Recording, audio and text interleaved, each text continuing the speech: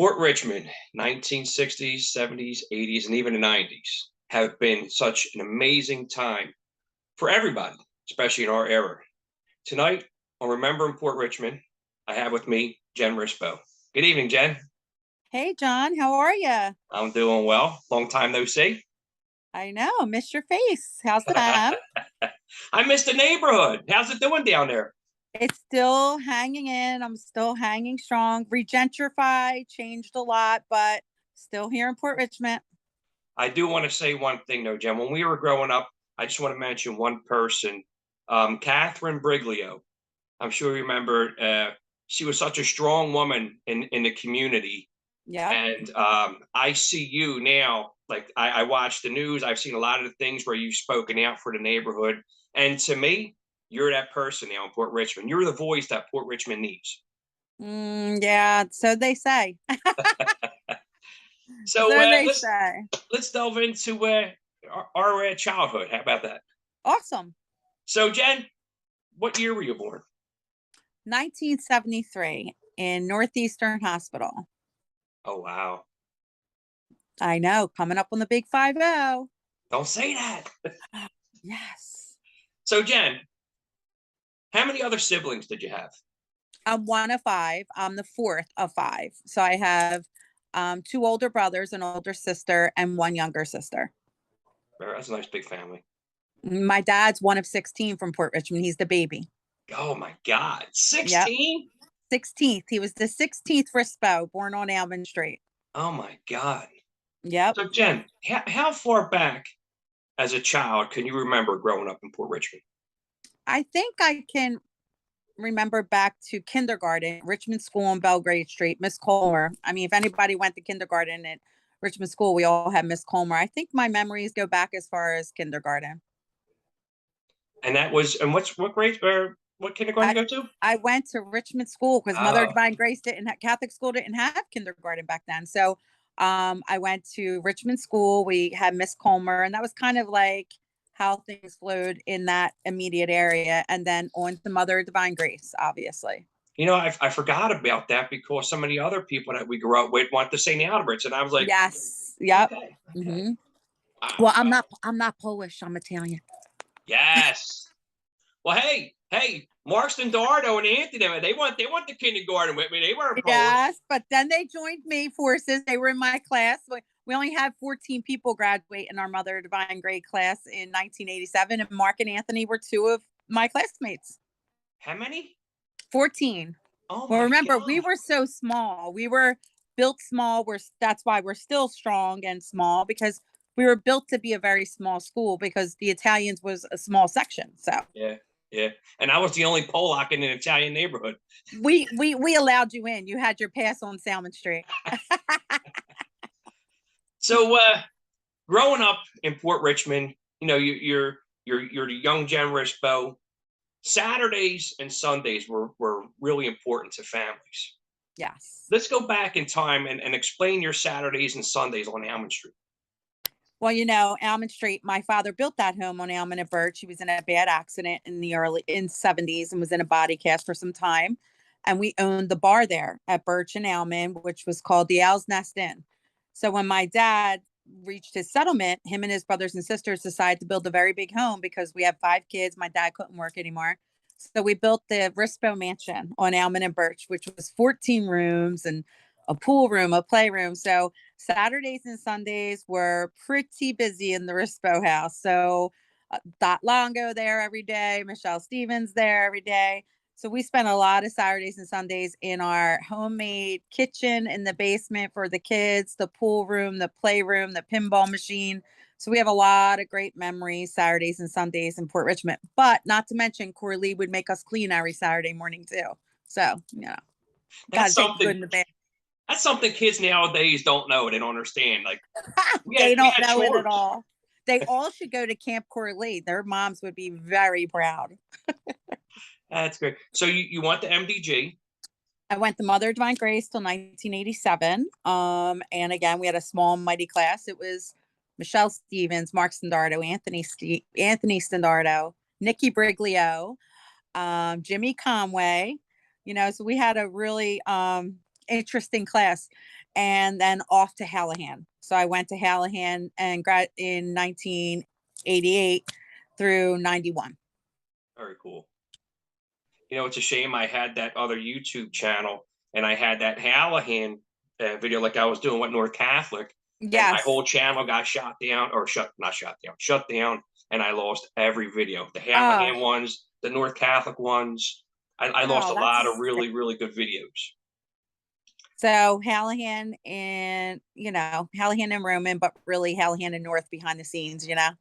Yeah. How about those days when you got the bus in the morning time to go to school? Where did all the girls congregate? Where was your We guys' corner?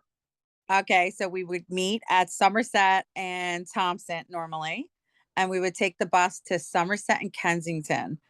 And there we would get on the L. We would see the pretzel guy who was there every single morning. And at that time, it wasn't anything like it is today. We would get on the L, we would go to 13th Street. When we get off at 13th under the L, we would go to the local bagel store and wait in there. Sometimes call home and say we missed the charter and go home. Or we would get on our charter bus because the charter would pick us up at 13th and take us right to Hallingham. So you know, after school, um, even on the weekends, Yep. what was your guys' daily routine? What did you guys do outside, like playing wise? Did you guys do sports? You Well, cheerleading? I was a cheerleader for Mother Divine Grace and played soccer for the Nationals, Philadelphia Nationals. So, played a lot of sports, cheerleading, soccer, and spent a lot of days at Carroll Schoolyard with you, my dear. And Yes. at Stokely Playground. That was my younger years. And then in the high school years, started to hang more at Cahawks, go on Cambria, and with those guys, and spent a lot of time sneaking into the AD club, the main event, Purgatory, all of those places, standing room only, where I ultimately met my husband when I was 19 in the standing room only. But probably shouldn't have been in there at 19, but whatever. Um, back then there, everybody got in. So we like to hang at Stokely. For the most part, most of our memories are at Carroll and Stokely, so a lot of kick the can, a lot of meeting in the alleys, The all of that B-Wits. fun stuff. The B-wits in the alley. Yep. The alley B-wits.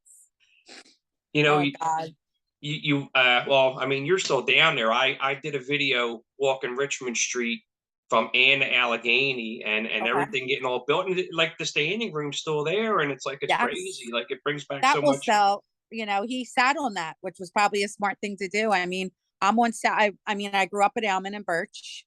And then subsequently my parents divorced. I bought the house and I resold it 12 years ago because it was so big for me. I have two boys, so it was really a big house for just the four of us. And I built this home that I'm in now, which was Mikey Woodsack's, but another family that's a staple in our community. Mr. Yeah, Woodsack fixed all of our screens. There's not a screen in the neighborhood he didn't rescreen. yeah. And this house was his father's house that I live in, and bought this 3-story right next to Mrs. Standardo, Mr. Standardo. So still, but in this area, everything's so regentrified now. I mean, we went through a little bit of a period that was questionable, but they just recently sold a house on our block for over 300,000 for a row home. So yeah, but it's still different. Christmas Eve's different. Remember being younger with a family as big as mine, my father being having so many nieces and nephews, we used to go to midnight mass, all of us, and we would go to everyone's house after at midnight and just have a drink and celebrate, just like we did Sunday mass at 6 o'clock until they stopped it because we all didn't know how to behave in the back of the church. So then they finally stopped it. But it's different. It's regentrified. The property values are up, but the old nostalgia that we had is, you see people don't decorate nearly as much. It's not as their moral and compass has changed, where they have bikes now and dogs, where we have cars and kids. Yeah. So trying to integrate those two cultures together is very interesting. But as you said, you see me on the news a lot and you see me advocating for the neighborhood, but it's really advocating to try and bring those cultures together because if we're going to live together, we have to respect one another. And that's where we went wrong, because people who moved in felt as though we don't belong. And there's been a lot of struggle, but I think we've come a long way. I think dog parks have come up. Who would have ever thought, right? Mhm. So we have dog parks now. There's a lot, of L&I meetings. As a matter of fact, I'll be attending one tomorrow night, regarding the parking situation and things like that. But people are always like, "Oh, you live 10 blocks from Kensington." 10 blocks is a long way. Yeah, You know, yeah, it's my house I bought here for $100,000 13 years ago. I could leave it today for 275. yeah, So yeah. I'm not ashamed to say I'm still in Port Richmond. I'm a diehard. I make a nice living. I could leave Port Richmond, but I don't really have a desire to leave. So It's tough because, like you said, you're born and raised there. You raise your own family there.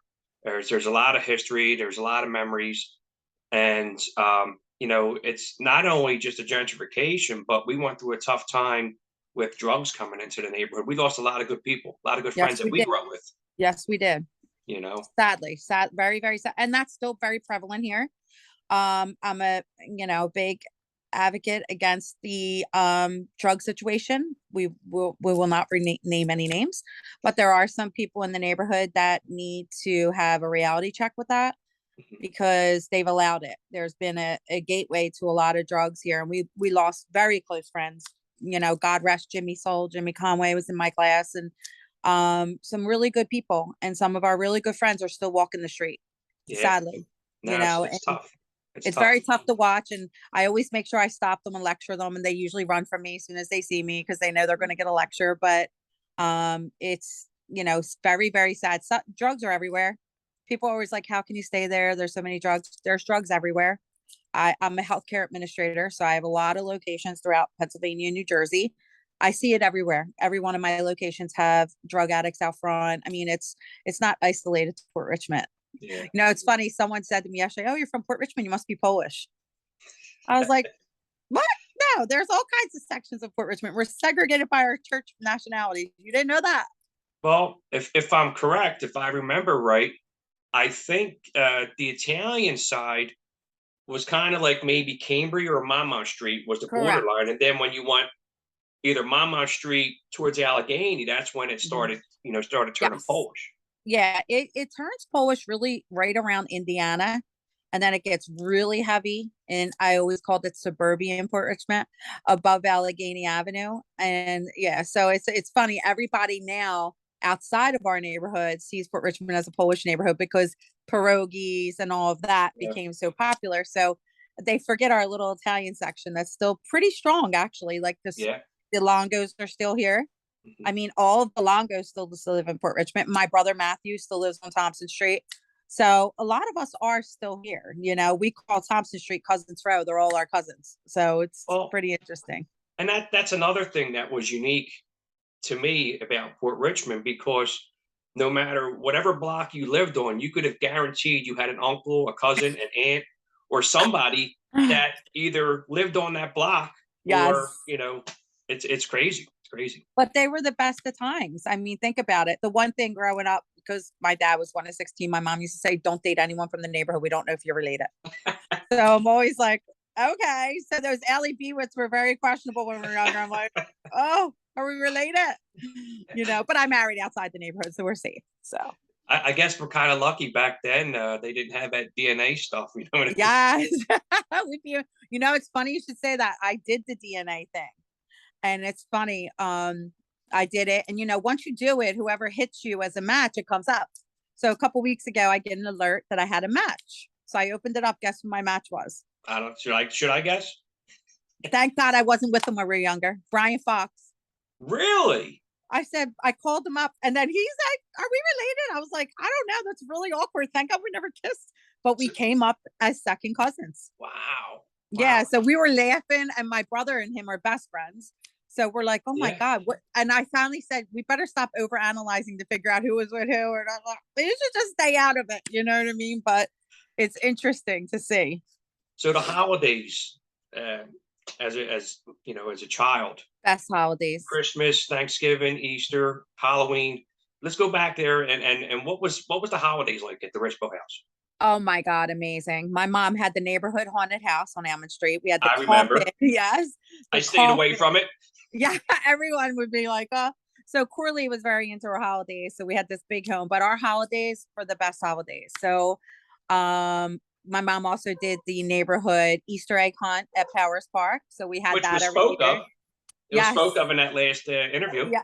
It was so much fun. My mom started that. My mom was a big neighborhood advocate back in the day. She did a lot of drug marches with Maurice's mom. Remember Maurice from The guy used to.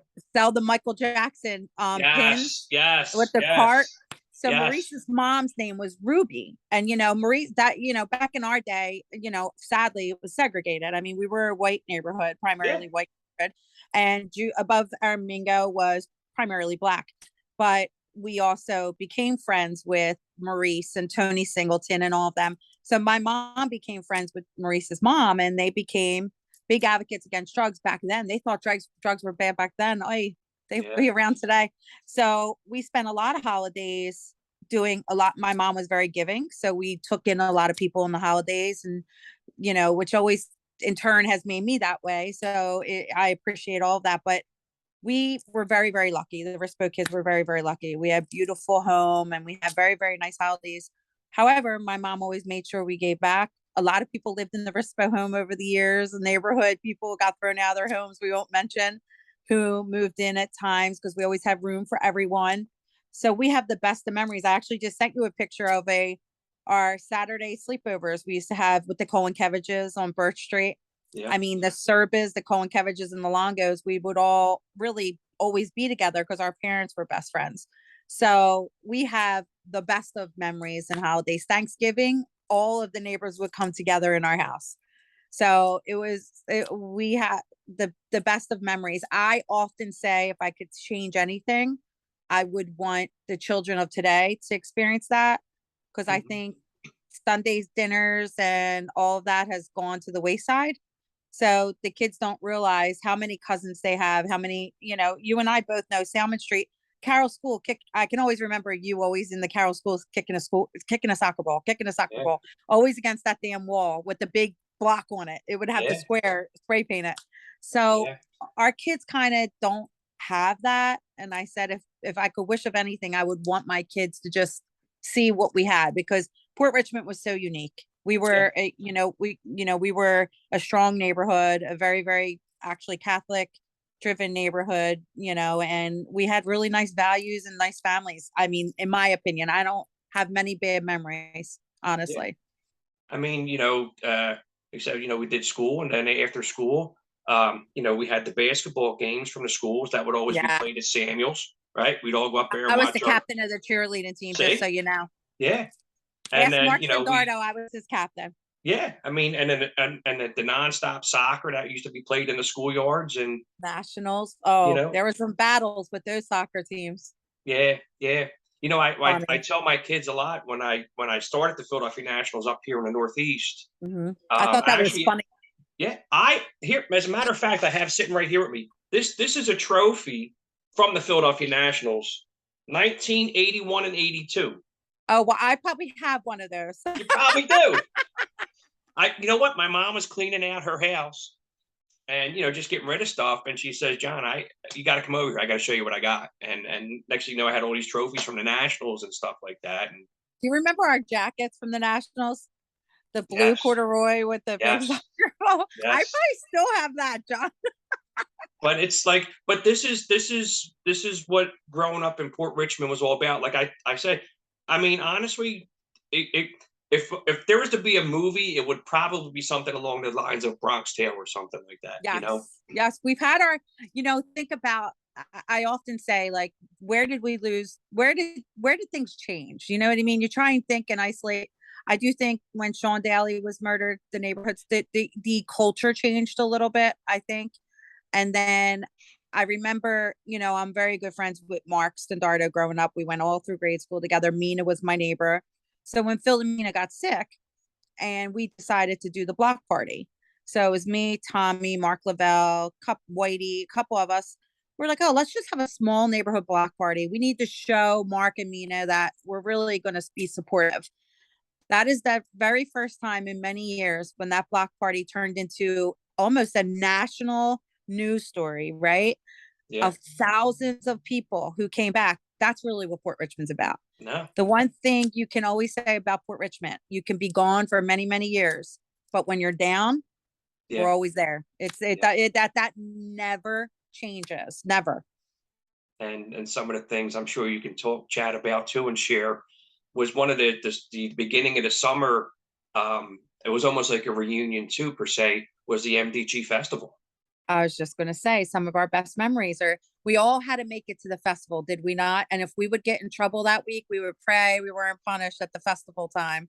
Yeah. And I think it really draws us back still every year. I mean, I still feel compelled no matter where I am, because I subsequently have a shore house in Wildwood, and no matter if we're down in Wildwood or not, as you do as well at a Shore Point, I always feel compelled to come back for one night of the festival because Yes.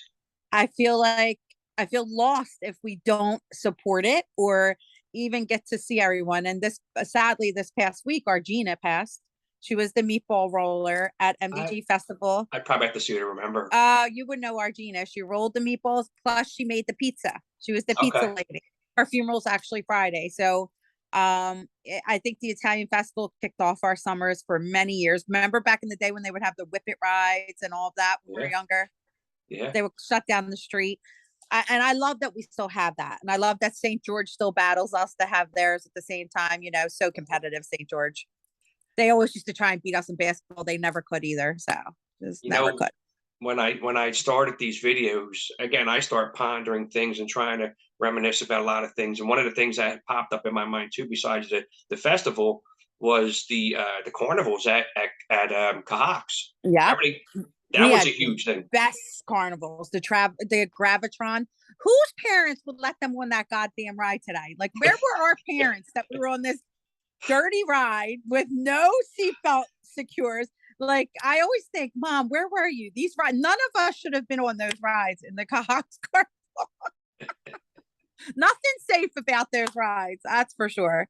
But that definitely was a meeting point. And I think it kind of helped blend the two communities. Remember, I mean, this is like the elephant in the room that people don't want to discuss. And today, race is so highly discussed in every aspect of our life, sadly, because sadly, the people want to always make it about that. But it started to bring the communities together with Marie Yeah. selling things in our neighborhood and Tony coming to Cahock. So I think that it helped a little bit to bring the communities together, in a way that, today where we are, even though people from outside Port Richmond say different, we are a community that embraces every culture. And no matter who you are, what color you are, or what you identify as, it's definitely a very embracing community, even though Yeah. people don't like to think that. It's changed a lot. Yeah. Well, again, in our younger years, as young kids, preteen, like we weren't exposed to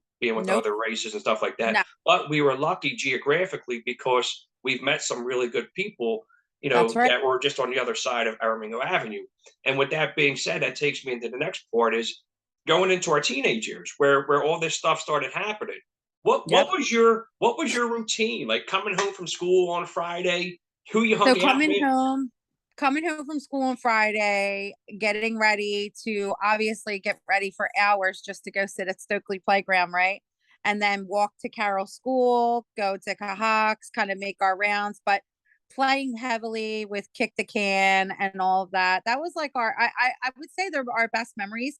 And then of course the summertime, we all kind of made it a point to get down the shore. Clearly we didn't go for senior summers. We looked forward to senior week. Yeah. Nobody was affording senior summer. No. So we did a lot. I did a lot of babysitting to save up for those, senior, weeks and things like that. But I spent a lot of time with Dawn Fay, who's now married to Johnny Augers. Yeah. Yeah. So Dawn Fay, Bridget Toman, Michelle, Dot Longo, Big Girl, Nicole Scrillo. So a lot of hanging on the corner. My God, I think back now how freezing cold it was, but we were never cold. And it was like We a were never fashion cold. show. Oh yeah, like literally, like we would be dressed to the nines to stand on the corner, but it was the best of times, the best of times. Like our parents, we would go in Joan Stendardo's house. I mean, poor Berkey, we were always in Berkey's Yeah, house, yeah, So the Halloween parties that Nikki used to have, the Halloween sleepovers on Somerset when they lived on Somerset. yeah. Some of, I talk to people and I'm sure you feel this way. When you were younger, did you think everyone had the same? Didn't you think every neighborhood must be the same? Like when I was younger, I was like, every neighborhood must be like this. You know, No, I never really thought about it until my late teens. You know what I mean? Where yeah, when we got to experience outside of Port Richmond. yes. Going to high school, I think that was the eye opener, right? Yeah, We were in Mother Divine Grace. I mean, listen, nobody has to be ashamed of the fact that they were not exposed to other cultures. I mean, yeah, it is what it is. That's just the way the world was back then. yeah. So, being at Mother Divine Grace, obviously, you had to be Italian to go there. Mhm. So, we would go to, and now our parents stick us in Alien, which Yeah, is every culture you could possibly imagine, right? It's a melting pot of cultures. So, it was a really big eye opening experience for me because I was involved in a lot of sports and a lot of clubs and all of that. So I met everyone. So I'll never forget my very first best friend in Hallahan was two girls. One was black, one was Hispanic. I remember coming home and saying, my girlfriends are coming over this weekend. And then walking in the door and my dad be like, what's happening? I'm like, what? Like I saw nothing wrong with it. You know what I yeah, mean? And then it was just like so accepting after that point because it was to us going into high school, you had to be colorblind, but then you start talking to everyone there and they were like, I'm like, oh my God, we have the best neighborhood. Come see us, blah, blah, blah. And I asked them about their neighborhood and I'm like, oh, what? You don't do that? You guys don't get together and stand on a corner all night? You don't go to the famous BFP parties, backfield parties? yeah, When we used to have our radio and our red cups. It's very unique, honestly, yeah, more unique than people think, yeah. So, Well, we had the backfield parties, backfield oh, Makevich. You had best the parties Polish, ever. yeah, best the Polish American dances, nativity Yeah. dances. Nativity dances and right to Tony's Pizza for a special. And then, I mean, if we were really, really, really feeling like walking, we would go to Ernie's, right? We would go to Ernie's on Yeah, a Aramego. slice and a soda, A slice and a soda. That's all we could $1.50. afford. $1.50. It was the best. Can I get $1.50 for a special? But nativity dances, everybody would grab. How we all fit in Tony's Pizza after a nativity dance is beyond me. I think 5 people fit in there now. We used to pile in, but it was the best. I mean, I also think not having neighborhood dances really takes away from the nostalgia of a neighborhood, but I see the liability with it now too. It's yeah, yeah, Like you gotta, unfortunately the world's changed a lot, yes. so it's So out sad of and all these that's sad. things, out of all these things, what would growing up in Port Richmond? What's one thing you look back on that could have been one of the memorable experiences for you growing up in Port Richmond? The friendships, the friendships that I still have today, like the friendships that I know that I'll have for the rest of my life. So I would say 100% hands down, the friendships that were created and the overall long term, like just for example, I could not see you for 3 years and be like, hey, we pick up right where we left off. It's just a Yeah, whole different breed of people. And wearing a North Catholic sweatshirt, everyone knows someone from North. Wearing a Hallahan sweatshirt, it's just it's the best feeling. I can't even getting in. It's almost comparable to being in the pit at North Catholic for a wrestling match. yeah, yeah. It's that nostalgia that you can't put into words. It's ineffable. You can't put it in the words. So let me ask you this. What would you think would be I think you may have touched base on this, but what would you think would be the difference from the Port Richmond we grew up in compared to the Port Richmond now? Family values.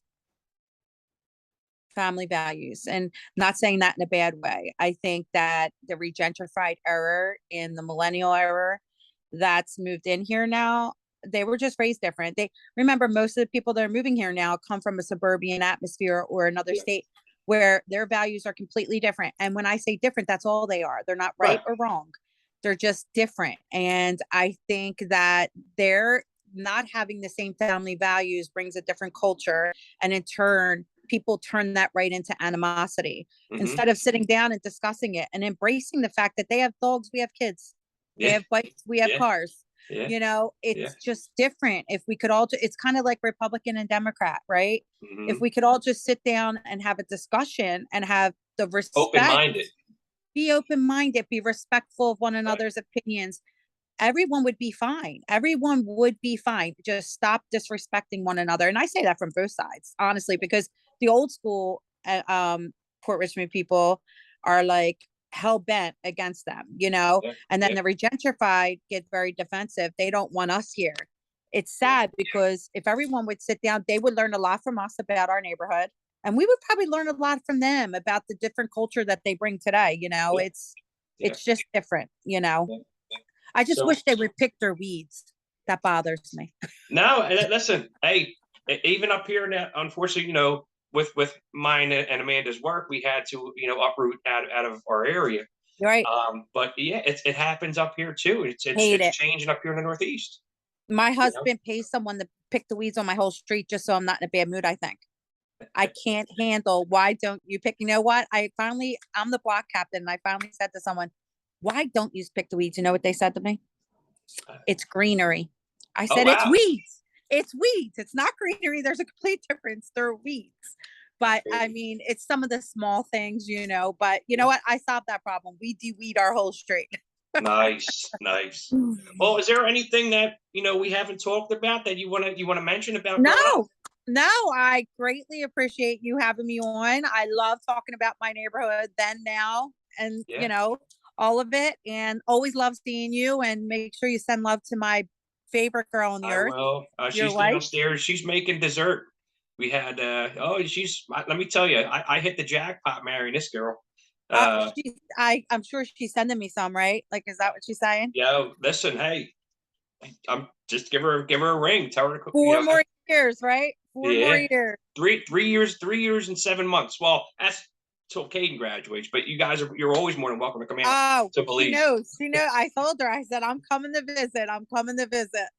Well, Jen, I want to thank you again for taking time away from your family No, thank and you. and talking about growing up in Port Richmond. It's really important because we're the next elders now. So That's it. And they instead should of have these videos when they're older to look back yeah, on. and instead of these stories going to wayside and talking at the bar of it, so I it's wish on we YouTube. had this with our grandparents. So, but Yes, yes, I appreciate you doing it, and I'm sure it will be around for a long time. very cool. Thank you, Jen, and All right, honey. we'll Have a have us great up in a night. little bit. All righty. All Bye right, bye. see ya.